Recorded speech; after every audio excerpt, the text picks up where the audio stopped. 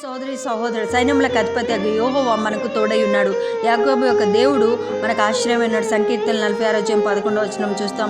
లోకమందు పలు రకముల శత్రువులను మీరు ఎదుర్కొనుచున్నారు. లోకము, శరీరము, సాతాను అనునవి గొప్ప శత్రువులుగా మీరు పోరాడుచున్నారు. ఏలయనగా మనం పోరాడినది శరీరులతో కాదు, కానీ ప్రధానులతో, అధికారులతో, ప్రస్తుత అంధకార సంబంధులకు, లోకనాథులతో, ఆకాశమందున్న దురాత్మ సమూహములతో పోరాడుచున్నాము. ఎఫెసీ రాసిన పత్రిక 6:12 చూస్తాం. ఈ పోరాటంలో మనకు దేవుడు దయచే యుద్ధోపకరణములు శరీర సంబంధమైనవి కావు, కానీ దేవుని ఎదుట దుర్గములు పడద్రోజాలంత బలము కలవై ఉన్నవి. మేము శరీరధారులమై నడిచినను శరీర ప్రకారము యుద్ధము చేయము. 2 కొరింథీయుల రాసిన పత్రిక 10:3-4 చూస్తాం.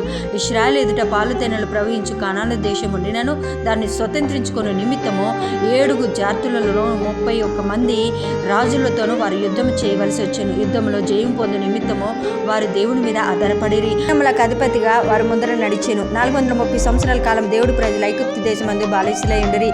దేవుడు వారిని ఐగుప్తు నుండి రప్పించిన, అరణ్యయాత్ర కావలసిన శిక్షణ ఇచ్చెను, పరలోక మన్నాతో పోషించెను, గురుపోతు వంటి బలమును దయచేసిన గనుక కానాను దేశమందు జరిగిన యుద్ధములన్నింటిలో వారు గెలుపు నొందిరి. ప్రభు వాగ్దానం చేసిన పాలు తెన్నెలు ప్రవహించు దేశమును స్వతంత్రించుకొనిరి. దేవుడు బిడ్డలారా, ఆ దేవుడు నేను దేవుడై ఉన్నాడు. మీకు జయమును అనుగ్రహించుటకు ఆయన మీ ముందర నడుచుచున్నారు. ఈ వాగ్దానం మీ జీవితంలో నెరవేరును గాక. ఆమేన్.